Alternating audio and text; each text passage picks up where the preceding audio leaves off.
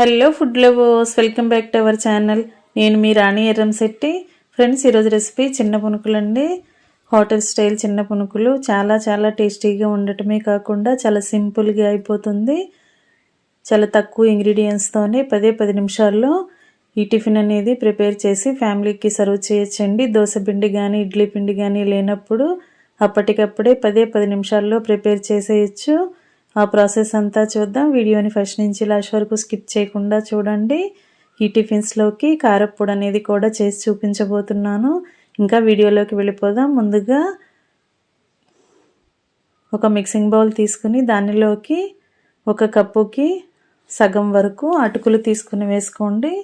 అరకప్పు అటుకులు వేసుకుని 2-3 సార్లు వాటర్తో బాగా కడగండి. అటుకుల్లో ఇసుక అనేది డస్ట్ అనేది ఉంటుంది, అదంతా పోయేంత వరకు బాగా కడగండి. కడిగిన తర్వాత ఈ వాటర్ అన్నీ తీసి చూపిస్తాను.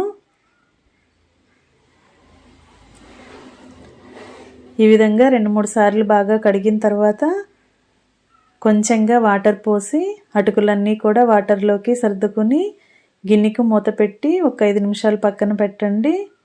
అటుకులు అనేవి చాలా సాఫ్ట్గానే త్వరగానే నానిపోతాయి. ఈ మూత పెట్టి ఈ గిన్నెను పక్కన పెట్టుకోండి. తర్వాత చూద్దాం. ఈ లోపుగా మనం టిఫిన్స్లోకి కారప్పొడి అనేది చేద్దాం. దానికోసం మీ ఘాటుకి తగ్గట్టుగా ఎండుమిర్చిని తీసుకోండి. ఒక 20 నుంచి 25 వరకు ఎండుమిర్చి తీసుకున్నాను. అలాగే 4-5 టేబుల్ స్పూన్లు అవిసె గింజలు తీసుకోండి.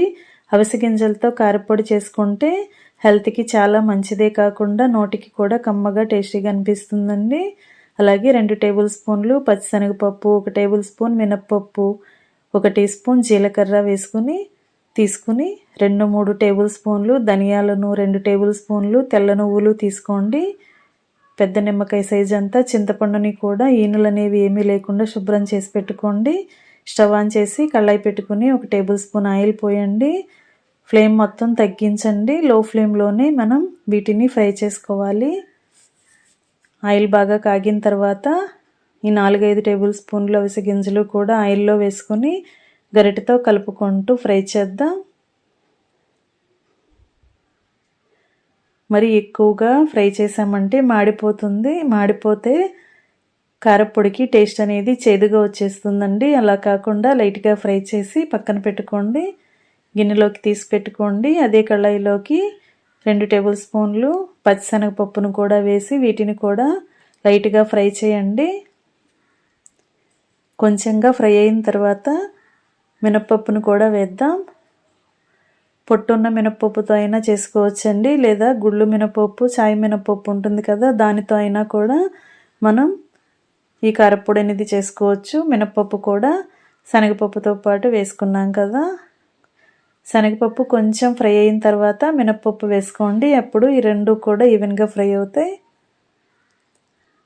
గరిటెతో ఎప్పటికప్పుడు కలుపుకుంటూ ఫ్రై చేయాలండి. అలాగే 4-5 టేబుల్ స్పూన్లు ధనియాలను కూడా తీసుకుని వీటితో పాటు బాగా ఫ్రై చేయండి. ఇవి లైట్గా ఫ్రై అయిన తర్వాత ఎండుమిర్చిని కూడా తీసుకుని వేసుకుందాం. కాడలు ఒలిచి పెట్టుకున్న ఎండుమిర్చిని కూడా తీసుకోండి. మీ ఘాటుకి తగ్గట్టుగా ఎండుమిర్చి తీసుకోండి. కొన్ని మిర్చి అనేవి బాగా స్పైసీగా ఉంటాయి, కొన్ని కొంచెం కారం తక్కువగా, ఘాటు తక్కువగా అనిపిస్తాయి కదా.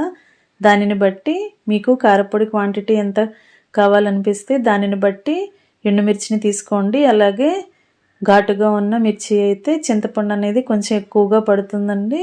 మీ టేస్ట్కి తగ్గట్టుగా ఎండుమిర్చిని కానీ చింతపండుని కానీ తీసుకుని వేసుకోండి.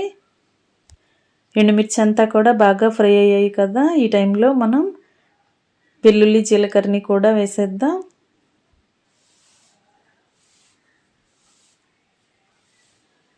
జీలకర్ర వేసుకున్నాం కదా, వెల్లుల్లి రెబ్బలను కూడా వేసుకుందాం. వెల్లుల్లి అనేవి కొంచెం ఎక్కువగా అయినా వేసుకోవచ్చండి. అలాగే 2 టేబుల్ స్పూన్లు తెల్ల నువ్వులు కూడా వేసుకోండి. ఇవి ఫ్రై అవుతున్నప్పుడు వెంటనే స్టవ్ ఆఫ్ చేసుకోండి, ఎందుకంటే ఇంగ్రీడియంట్స్ అన్నీ వేడివేడిగా ఉంటాయి కాబట్టి తెల్ల నువ్వులు అనేవి చాలా ఈజీగానే ఫ్రై అయిపోతాయండి. ఎక్కువగా ఫ్రై చేయాల్సిన పని లేదు. అలాగే చింతపండుని కూడా వేసుకుని గుప్పెడు శుభ్రం చేసుకున్న కరివేపాకును కూడా వేసుకోండి. కరివేపాకు అనేది మరి కొంచెం ఎక్కువైనా వేసుకోవచ్చండి. కారప్పొడికి టేస్ట్ అనేది చాలా చాలా బాగుండటమే కాకుండా హెల్త్కి కూడా చాలా మంచిదండి. చివరిగా మనం ముందుగా ఆయిల్లో ఫ్రై చేసి గిన్నెలోకి తీసి పెట్టుకున్న అవిసె గింజలను కూడా వీటితో పాటు వేసేసుకుని ఒకసారి మొత్తం అంతా కూడా బాగా కలపండి. కళాయి వేడికే ఇవన్నీ కూడా బాగా క్రిస్పీగా ఫ్రై అయిపోతాయండి. ఎక్కువగా ఫ్లేమ్ పెట్టుకుని ఫ్రై చేసామంటే దినుసులన్నీ కూడా చేదుగా వచ్చేస్తాయి. కారపొడి అనేది అంత టేస్టీగా ఉండదు. లో ఫ్లేమ్లోనే వీటిని బాగా ఫ్రై చేసి బాగా చల్లారిన తర్వాత ఒక ప్లేట్లోకి తీసుకొని మిక్సీ జార్లోకి వేసుకోండి. ఫ్రెండ్స్, కారపొడిలో రకరకాలుగా మనం కారపొడులను చేస్తూ ఉంటాం. ఒక్కసారి నేను చూపించిన ప్రాసెస్తో అవిసె గింజలతో కారపొడి చేసి చూడండి. చాలా చాలా టేస్టీగా ఉండటమే కాకుండా డైలీ మనం టిఫిన్స్లోకి పల్లీ చట్నీ, టొమాటో చట్నీ, కొబ్బరి చట్నీ చేసే అవసరం లేకుండా ఒక్కసారి మనం ఈ కారపొడి చేసుకుని గాజు సీసాలో స్టోర్ చేసుకుంటే 1 మంత్ వరకు కూడా డైలీ వాడుకోవచ్చండి. మిక్సీ జార్లోకి అన్ని ఇంగ్రీడియంట్స్ వేసాం కదా, దీనిలో 1 టేబుల్ స్పూన్ గల్లు ఉప్పు కూడా వేసుకుని బాగా మెత్తగా గ్రైండ్ చేసుకోండి. కారపొడిని కొంచెంగా టేస్ట్ చూసుకోండి. సాల్ట్ కానీ చింతపండు కానీ మీ టేస్ట్కి తగ్గట్టుగా లేకపోతే మరొకసారి వేసుకుని పప్పులన్నీ కూడా బాగా మెత్తగా నలిగేంత వరకు గ్రైండ్ చేసుకోండి. ఈ కారపొడి అనేది టిఫిన్స్లోకే కాదండి, రైస్కి చాలా టేస్టీగా ఉంటుంది. మొదటి ముద్దలో మనం ఈ కారపొడి వేసుకుని వేరుశనగ నూనె కానీ నెయ్యి కానీ వేసుకుని తింటే చాలా చాలా టేస్టీగా ఉంటుందండి. మొత్తం అంతా గ్రైండ్ చేసుకోవడం కంప్లీట్ అయిన తర్వాత గాజు సీసాలో స్టోర్ చేసుకుని పక్కన పెట్టుకోండి. ఇప్పుడు ముందుగా మనం అటుకులని నానబెట్టి పెట్టుకున్నాం కదా, అవి కూడా వాటర్ని బాగా పీల్చుకుని అటుకులు చాలా సాఫ్ట్గా నానిపోయాయండి. వీటిని మిక్సీ జార్లోకి వేసుకోండి.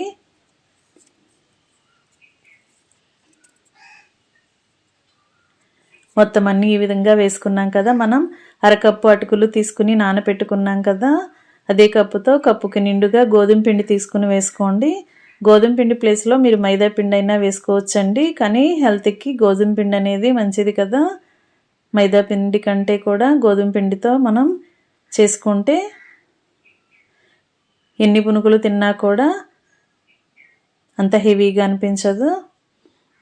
అలాగే అరకప్పు అటుకులకి అరకప్పు పెరుగుని వేసుకుని మిక్సీ జార్లో వేసుకుని బాగా గ్రైండ్ చేయండి. అటుకులు బాగా నలిగిన తర్వాత గోధుమ పిండి కూడా బాగా కలిసింది కదా, ఇప్పుడు కొంచెంగా వాటర్ పోసి బ్యాటర్ని బాగా మెత్తగా గ్రైండ్ చేసుకోండి. మరీ జారుగా ఉండకూడదండి, పిండి అనేది కొంచెం గట్టిగానే ఉండాలి.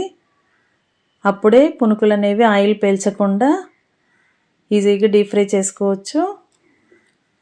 ఈ విధంగా మొత్తం అన్నీ కూడా బాగా నలిగాయి కదా, ఇప్పుడు గ్రైండ్ చేసుకున్న పిండి అంతా కూడా మిక్సింగ్ బౌల్లోకి వేసేసుకుందాం. దీనిలోకి మిగిలిన ఇంగ్రీడియంట్స్ని యాడ్ చేద్దాం. ఈ పునుకులు అనేవి టేస్టీగా ఉండటమే కాకుండా హెల్తీగా ఉండాలి కాబట్టి మునగాకుతో వేసి చూపిస్తున్నానండి. మునగాకుని కాడలు అనేవి ఏమీ లేకుండా ఆకులు మాత్రమే తీసుకుని వాటిని బాగా శుభ్రంగా కడిగి ఒక గుప్పెడు మునగాకుని కూడా వేసుకోండి. అలాగే సన్నగా కట్ చేసి పెట్టుకున్న ఉల్లిపాయ ముక్కలు కూడా 1 కప్పు వేసుకుని సన్నగా కట్ చేసుకున్న పచ్చిమిర్చి 2-3 టేబుల్ స్పూన్లు వేసుకోండి. సన్నగా కట్ చేసుకున్న అల్లం ముక్కలు కూడా 1 టేబుల్ స్పూన్ వేసుకుని సన్నగా కట్ చేసుకున్న కొత్తిమీరని వేసుకోండి. 1 అర టీ స్పూన్ వరకు జీలకర్ర వేసుకుని కొన్ని కరివేపాకు రెబ్బలు కూడా వేసుకుని కొంచెంగా మిరియాల పొడి వేసుకోండి. మీ టేస్ట్కి తగ్గట్టుగా సాల్ట్ను కూడా యాడ్ చేసుకోండి. మనం వేసిన ఇంగ్రీడియంట్స్ అన్నీ కూడా పిండిలో కలిసేంత వరకు పిండిని బాగా కలపండి. పిండి అనేది వాటర్ ఎక్కువై మరీ జారుగా ఉంది అని అనిపిస్తే కొంచెంగా గోధుమ పిండిని కానీ మైదా పిండిని కానీ వేసుకోవచ్చండి. లేదంటే 2-3 టేబుల్ స్పూన్లు ఉప్మా రవ్వను కూడా వేసుకోవచ్చు. అలా వేసుకున్నట్లయితే పిండి అనేది బ్యాటర్ అనేది కొంచెం గట్టిగా వస్తుంది. పునుకులు అనేవి ఆయిల్ పీల్చకుండా తక్కువ ఆయిల్తో కూడా డీప్ ఫ్రై చేసుకోవచ్చు. పిండి కలుపుకోవటం కంప్లీట్ అయింది కదా, స్టవ్ ఆన్ చేసి కళాయి పెట్టి డీప్ ఫ్రైకి సరిపడా ఆయిల్ పోయండి. ఆయిల్ కాగుతున్నప్పుడు ఫ్లేమ్ని మీడియంలో పెట్టుకుని కొంచెం కొంచెంగా పిండిని తీసుకుంటూ ఇలా పునుకుల్లాగా వేసుకోండి. గరిటతో కలుపుకుంటూ మొత్తం అన్నీ కూడా క్రిస్పీగా ఫ్రై అయ్యేంత వరకు ఫ్రై చేయండి.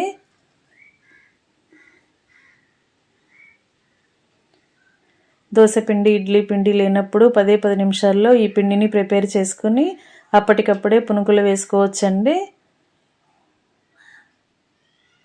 ఇలా క్రిస్పీగా ఫ్రై అయిన తర్వాత ఆయిల్ నుండి తీసేయండి. ఇదే విధంగా మిగిలిన పిండిని కూడా బ్యాచెస్ వైజ్గా వేసుకుని డీప్ ఫ్రై చేసి మొత్తం అన్నీ డీప్ ఫ్రై చేయడం కంప్లీట్ అయిన తర్వాత స్టవ్ ఆఫ్ చేసుకుని సర్వింగ్ ప్లేట్లోకి తీసుకోవటమే.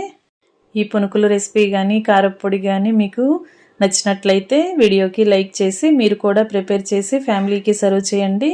మరొక రెసిపీతో మళ్ళీ కలుద్దాం. Thanks for watching. నేను మీ రాణి ఎర్రంశెట్టి.